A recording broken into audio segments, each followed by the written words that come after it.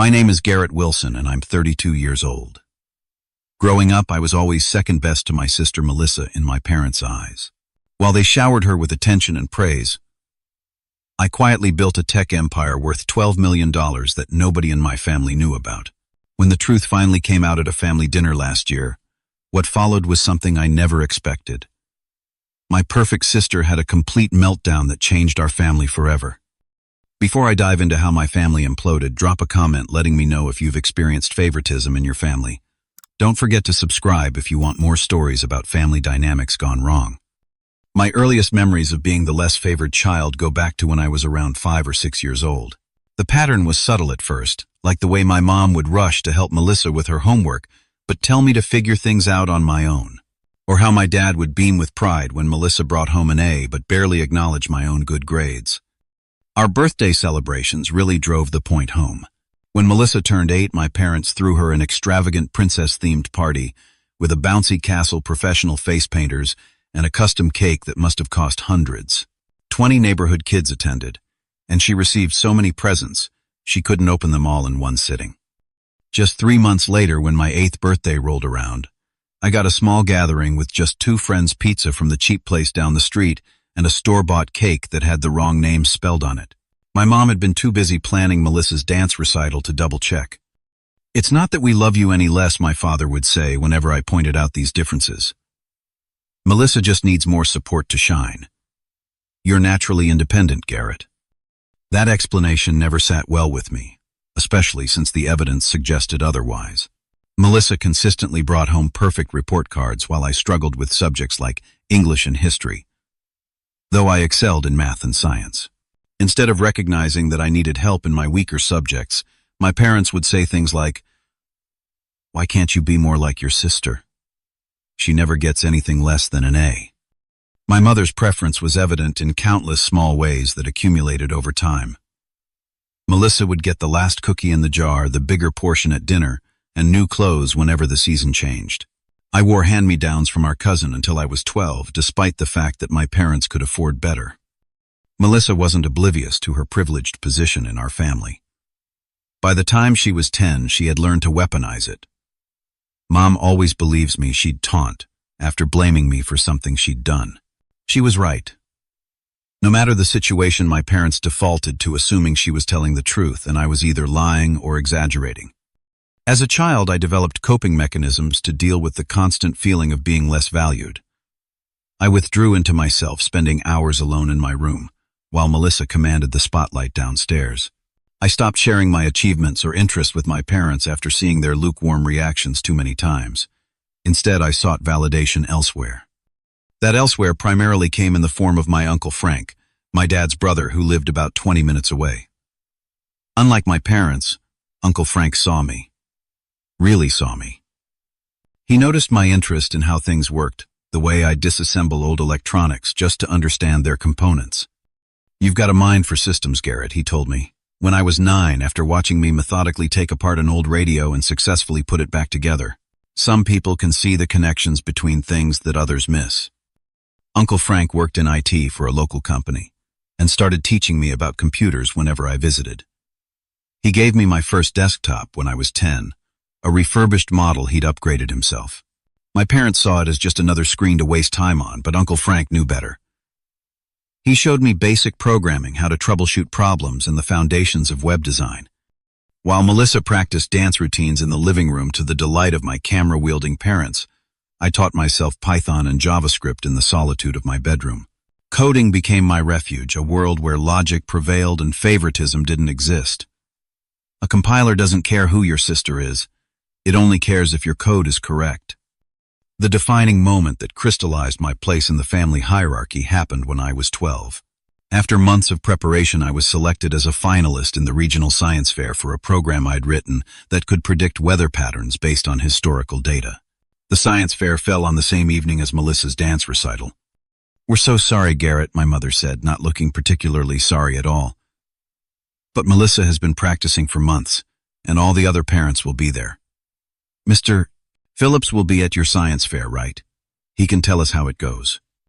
Mr. Phillips was my science teacher, not my father. I won first place that night, but when I came home with my blue ribbon and $50 prize, my parents were still out celebrating Melissa's performance with ice cream. My trophy sat on my desk until I eventually packed it away. It never made it to the family mantle where Melissa's dance trophies stood in gleaming prominence.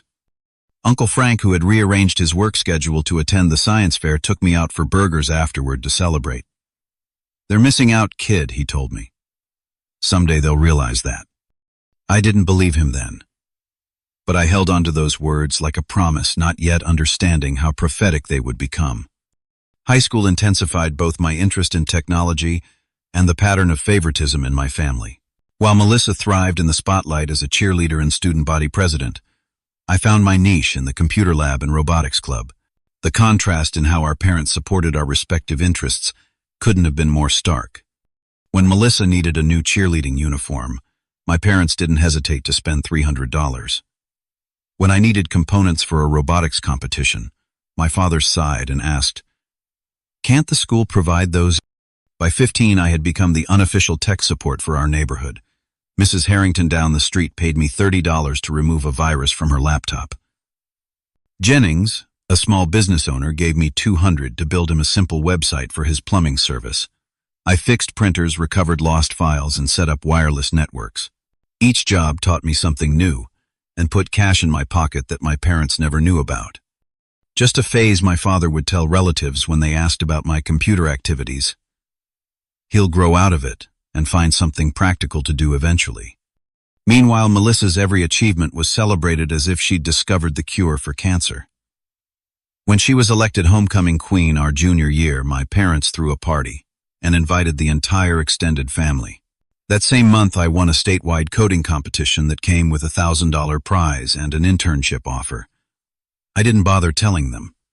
The divergent treatment continued in every aspect of our lives. When Melissa got her driver's license, my parents surprised her with a new Honda Civic. When I passed my test 6 months later, they handed me the keys to my mom's old minivan and made it clear I would be responsible for gas and insurance. "We've already stretched our budget for Melissa's car," my mother explained. "And she needs something reliable for all her activities." As if I didn't have places to go or things to do. One teacher made a difference during these years, Miss Castillo, my guidance counselor. She noticed my aptitude for programming and encouraged me to think beyond high school. "You have a marketable skill already, Garrett," she told me during a college planning session. "But you could take it so much further with the right education and connections." She was the one who helped me apply for scholarships and grants, knowing instinctively that I wouldn't want to ask my parents for financial help. While my parents attended every college tour with Melissa visiting expensive private universities across 6 states, I researched schools with strong computer science programs on my own. "Your sister needs our guidance to make the right choice," my mother said when I pointed out the discrepancy. "You've always been independent." Their definition of my independence was really just a convenient excuse for their neglect. By senior year, Melissa had been accepted to an expensive private university with a mediocre academic reputation, but a good social scene. My parents beamed with pride and immediately started shopping for dorm decorations 9 months before she would even attend. I received a full scholarship to the state university's computer science program, ranked among the top 15 nationwide. When I showed my father the acceptance letter, he glanced at it and said, "That's nice. Did you see that Melissa got into Brentwood?" Throughout all this, Uncle Frank remained my greatest supporter. He'd built a successful career in IT and recognized that my skills already surpassed his in some areas. "The industry is changing fast," he told me during one of our regular Sunday afternoon coding sessions. "You're positioned to ride the next wave if you keep pushing yourself." The summer before college, I built my first app that gained traction.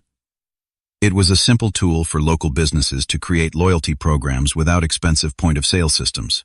Just a user, a QR code, and a database. Nothing revolutionary, but local coffee shops and restaurants in our town started using it, generating a few $100s in monthly revenue. When I tried to share my excitement about this with my parents, my father interrupted me mid-sentence when Melissa called to talk about her pre-college orientation. I walked away from that conversation with a clarity I hadn't possessed before. I would need to build my success without their support or validation. And perhaps that was for the best. State University opened up a world of possibilities I hadn't imagined. For the first time, I was surrounded by people who spoke my language both literally and figuratively. In the computer science department, nobody cared who my sister was or what my parents thought of my choices. They cared about my ideas, my code, and my problem-solving abilities. During freshman orientation, I met Tyler and Aiden, who would become both my best friends and future business partners.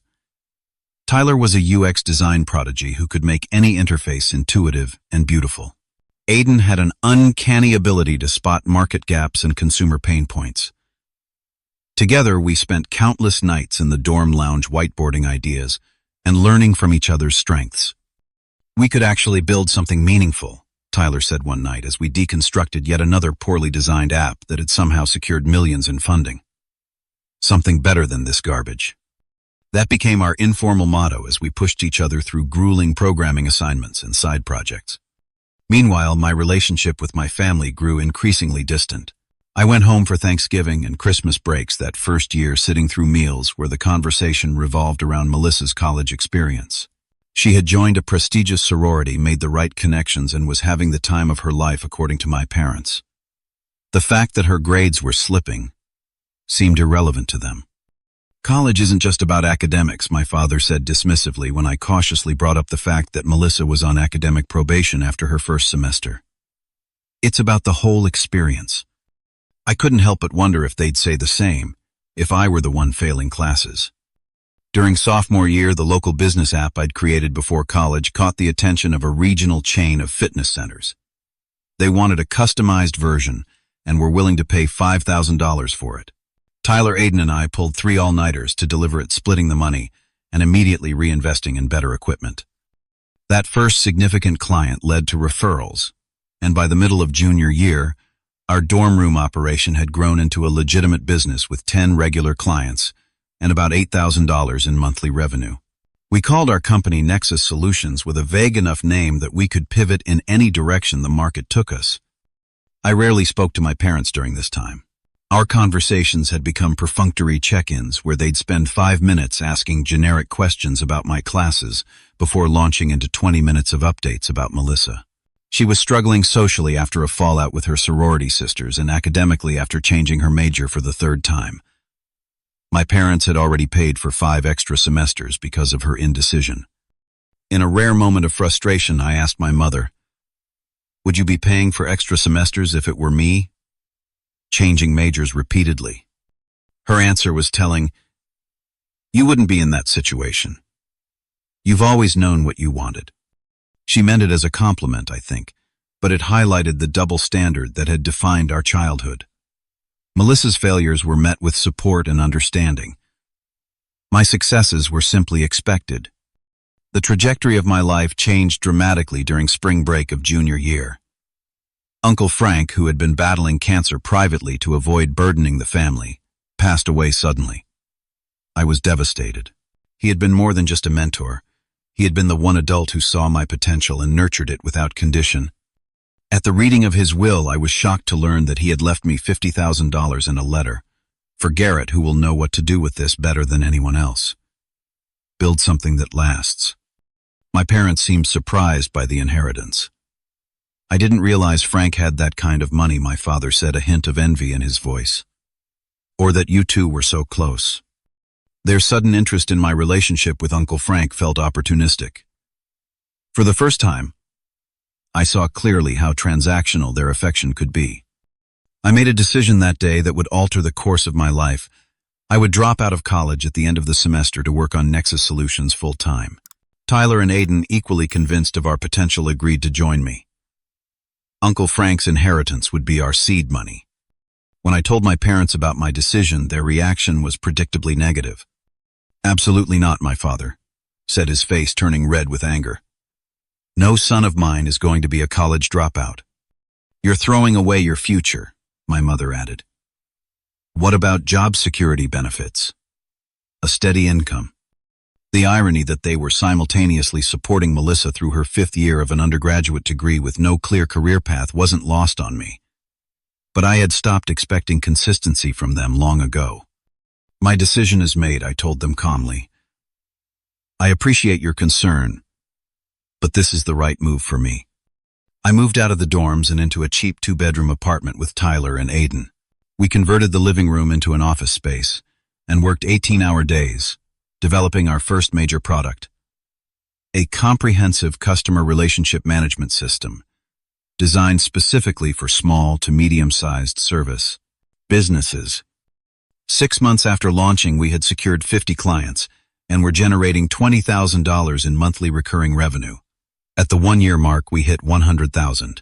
18 months in, we were approached by a venture capital firm that valued our company at $1 million and wanted to invest in our growth.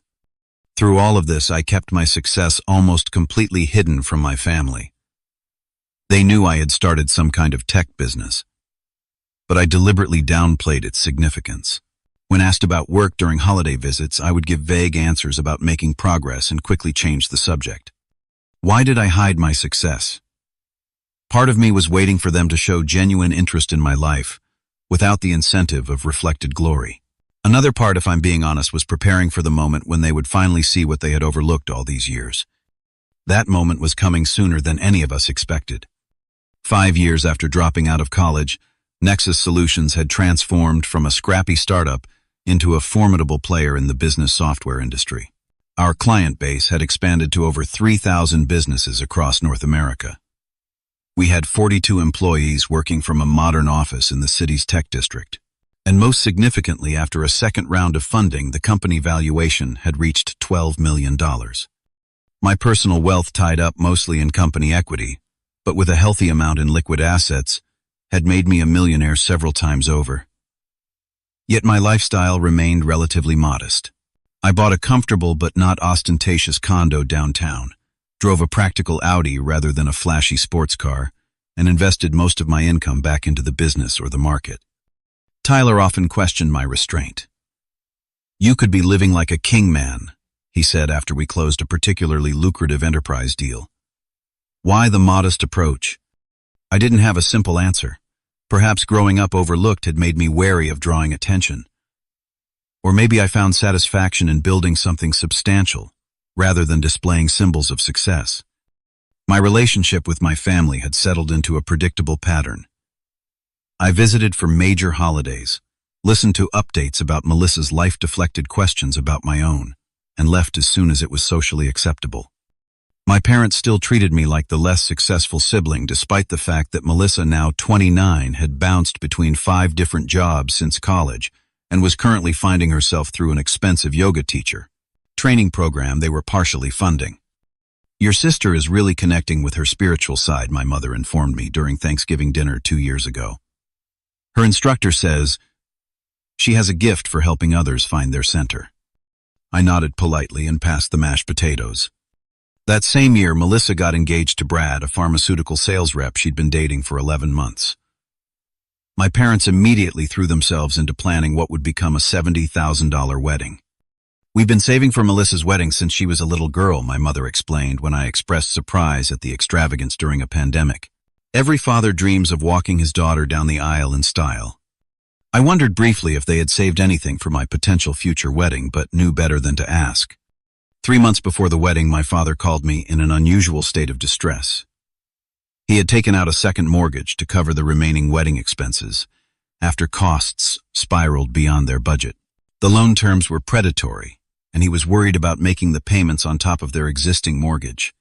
"I hate to ask this," he said, his voice strained, "but would you be able to loan us $10,000 just until we get back on our feet?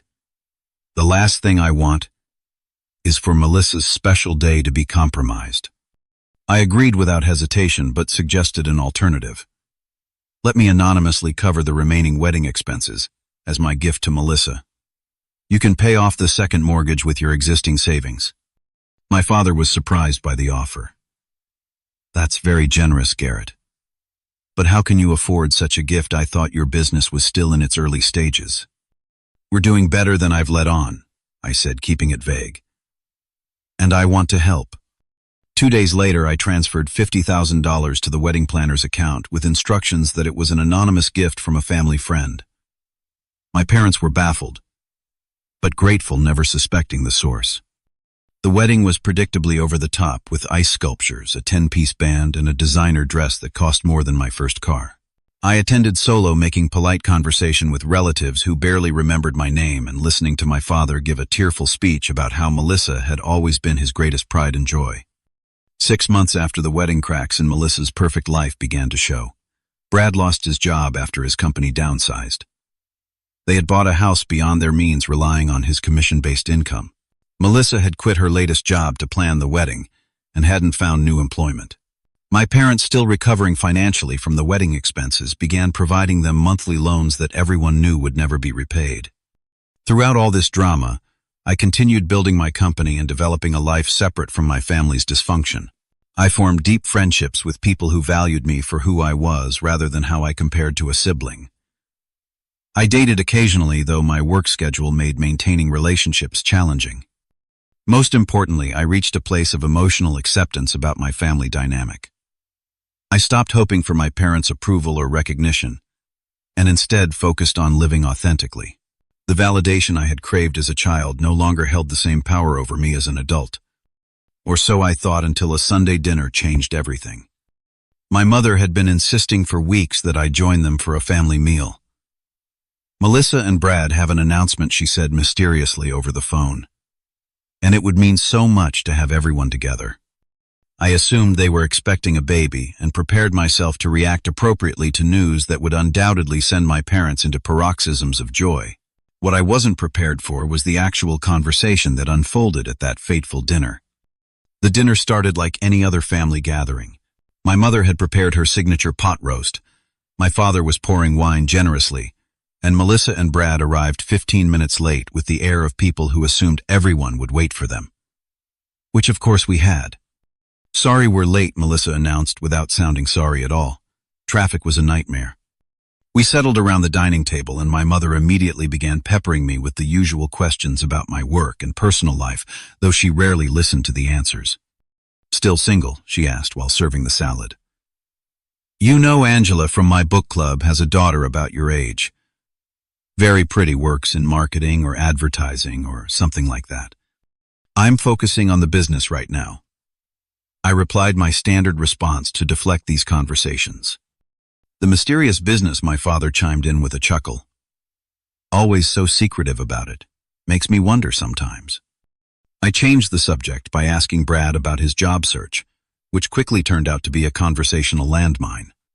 "It's brutal out there," he said, stabbing at his salad. "Companies want 5 years of experience for entry-level positions. And the benefits packages are jokes." "Brad has some promising leads," Melissa interjected quickly, placing her hand over his. "But we wanted to talk to you all about something else tonight." Here it comes, I thought, the baby announcement. Instead, Melissa took a deep breath and said, "We're having some financial difficulties. The mortgage payments are higher than we expected. And with Brad, between jobs." She trailed off, looking expectantly at our parents. My father cleared his throat uncomfortably. "We've been helping as much as we can, sweetheart. But with the second mortgage and your mother's reduced hours at work, we're stretched pretty thin ourselves." A tense silence fell over the table. I continued eating my salad, waiting for whatever was coming next. Melissa's eyes turned to me.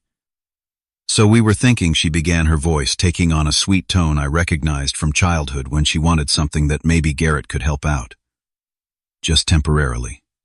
I paused, fork halfway to my mouth. "Help out how exactly?"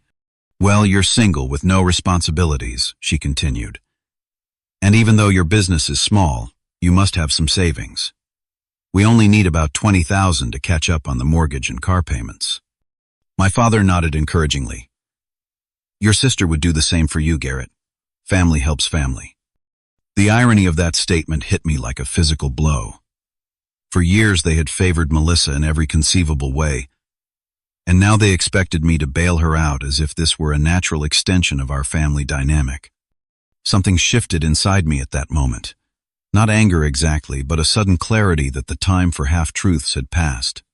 "You know," I said, slowly placing my fork down, "I've never been completely honest with you all about my business." My mother looked confused. "What do you mean, dear?" Nexus Solutions isn't a small business anymore.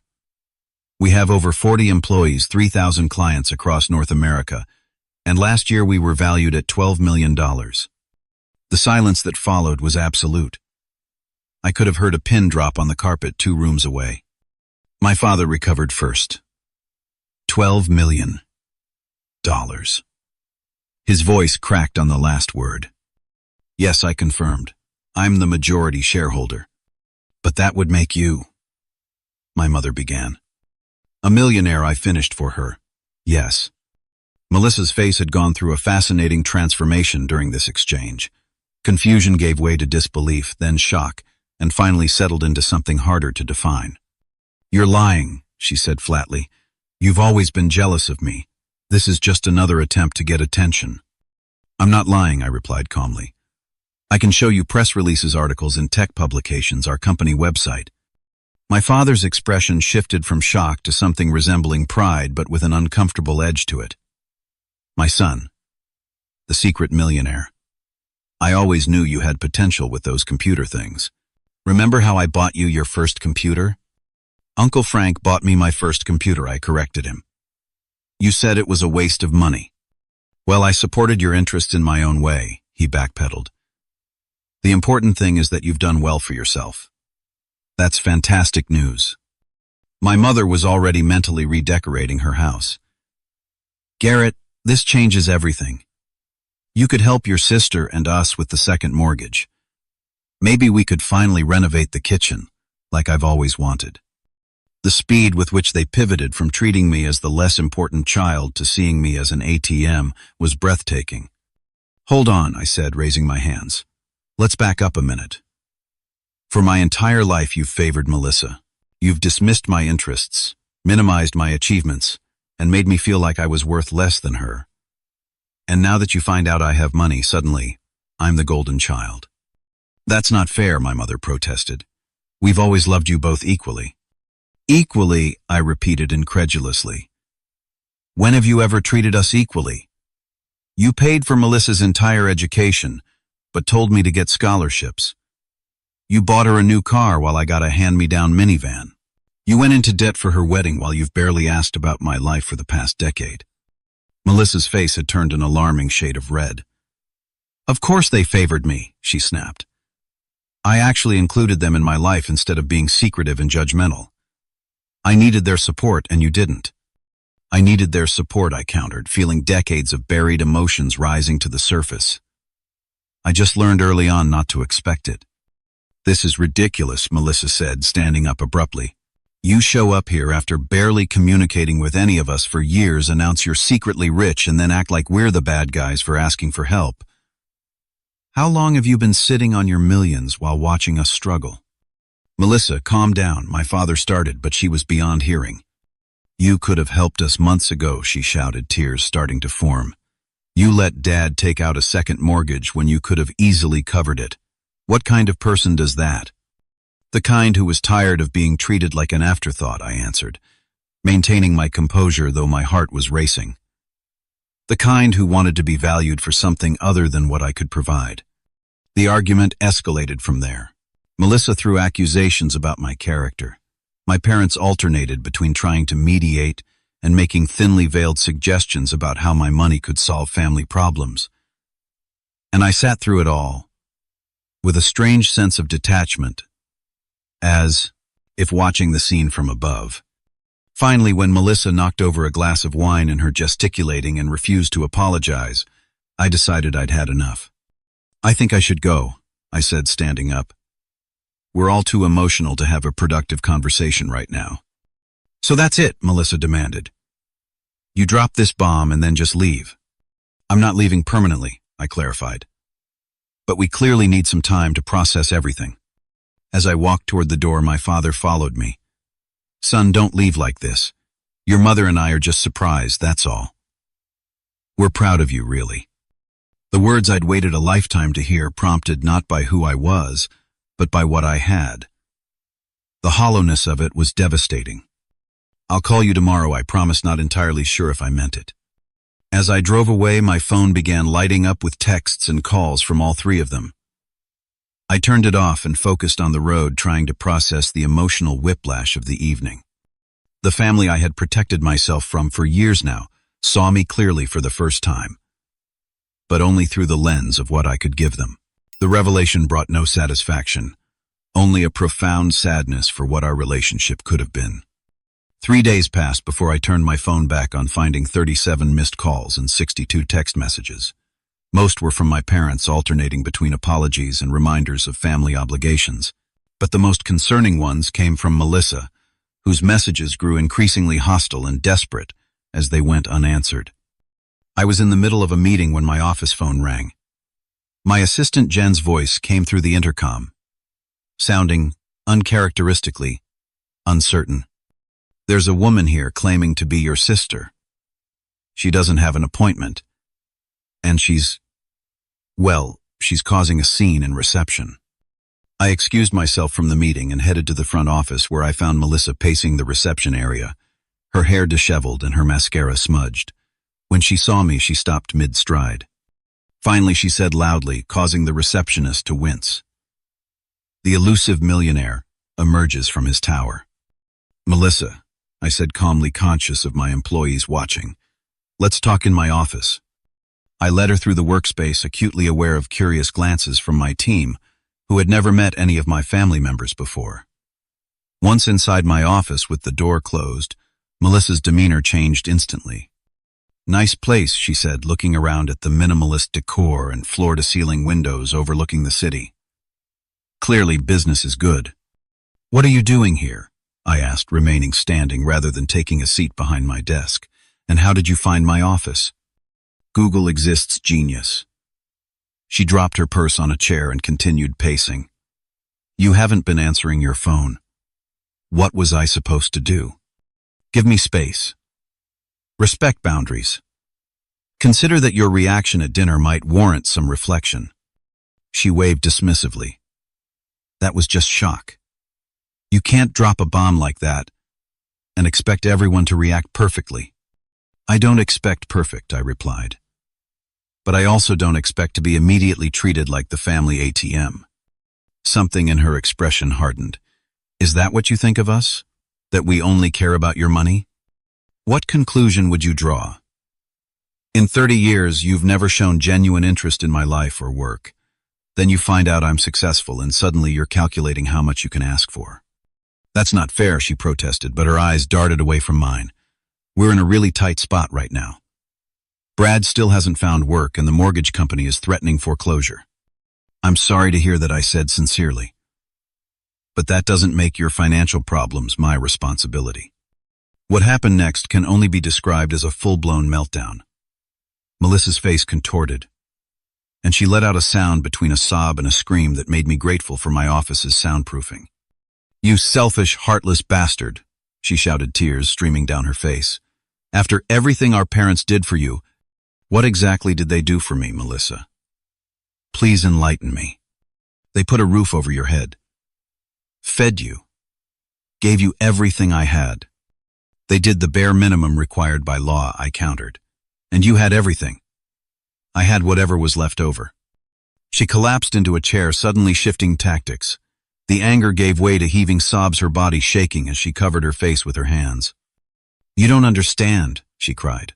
"We're going to lose everything. The house, the cars. My credit is already ruined.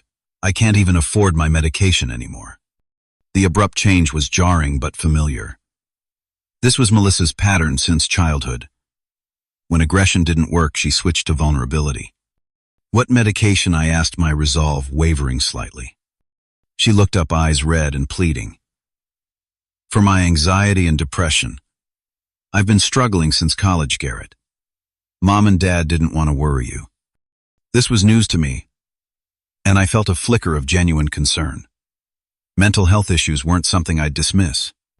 "I'm sorry to hear that," I said, softening my tone. "Have you been seeing a therapist along with taking medication?" "We can't afford it anymore," she said, wiping her nose with the back of her hand. Brad's insurance lapsed when he lost his job. I sat down across from her, considering my options. "If you're genuinely struggling with mental health issues, I'd be willing to help cover treatment costs. That's different from bailing you out of financial decisions. For a moment, hope flashed in her eyes, but it quickly turned calculating. The thing is, the stress of our financial situation is making my anxiety worse. If we could just get caught up on our bills. And there it was, the pivot back to money. Melissa, I said gently but firmly, I'm offering to pay directly for mental health treatment. Not to give you cash. Her demeanor changed again, this time to nostalgic reminiscence. Remember when we were kids and I let you play with my Nintendo sometimes? Or when I convinced Becky Wilson to dance with you at homecoming? The transparent attempt to manufacture goodwill through selective memory was almost sad. I remember you telling Mom I broke the Nintendo when you dropped it, I replied. And Becky Wilson told me years later that you paid her $20 to dance with me because you felt sorry for your weird brother. Melissa flushed. That's not true. She's lying. It doesn't matter anymore, I said with a sigh.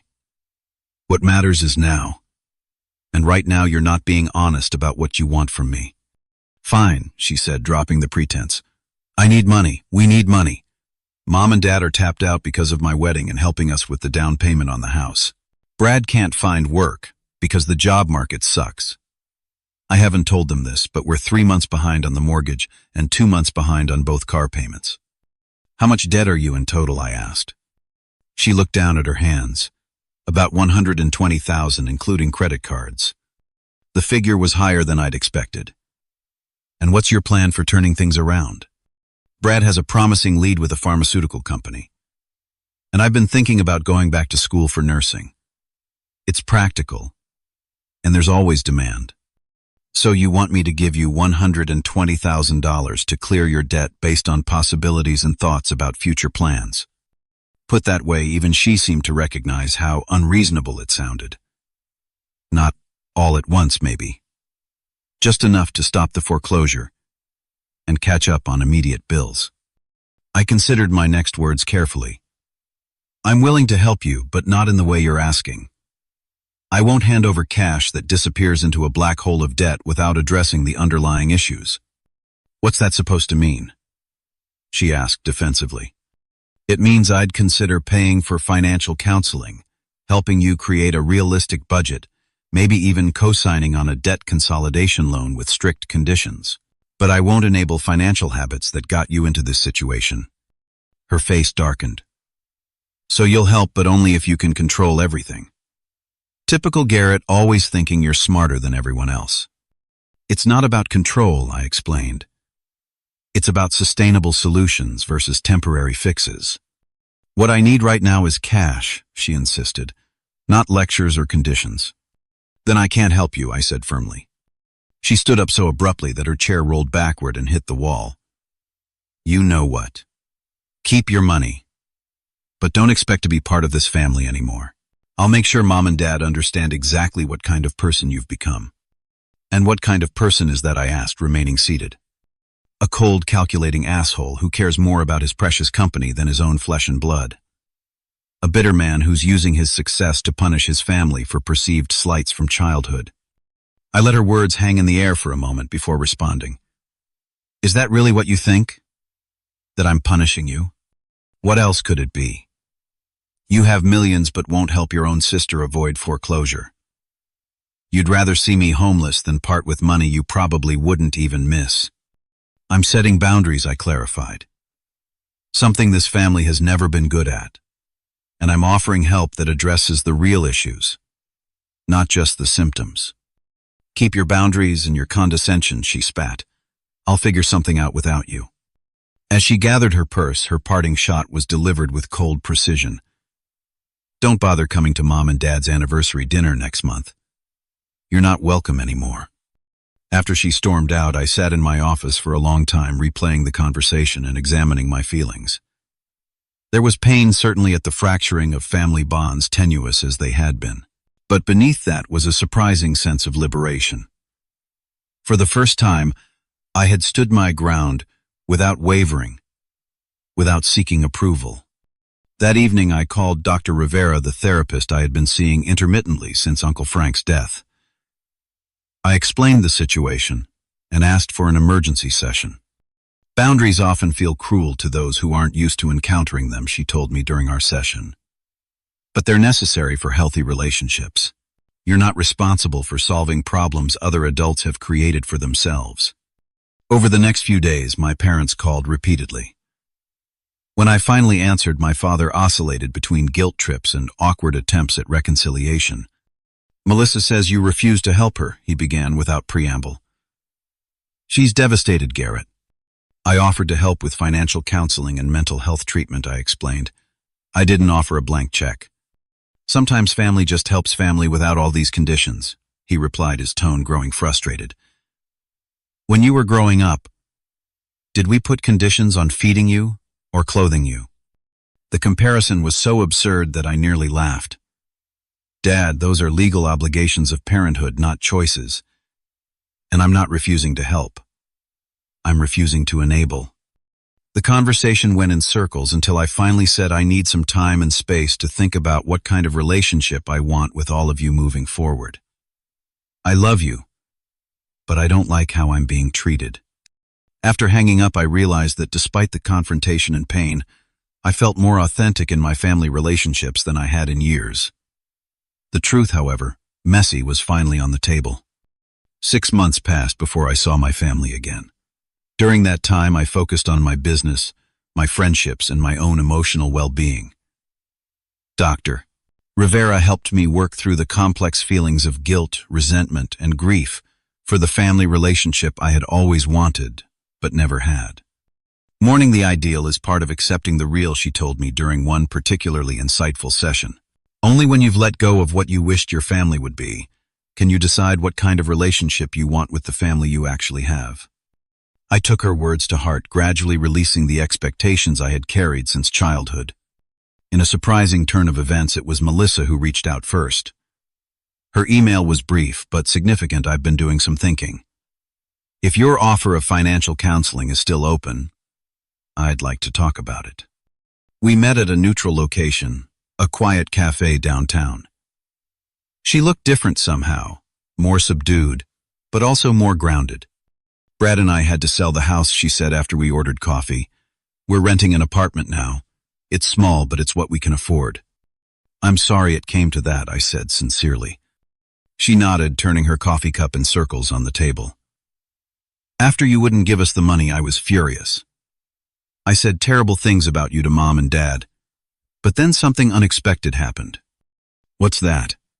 "Brad found a job, not in pharmaceuticals, but in medical equipment sales. It pays less than his previous position, but it's steady.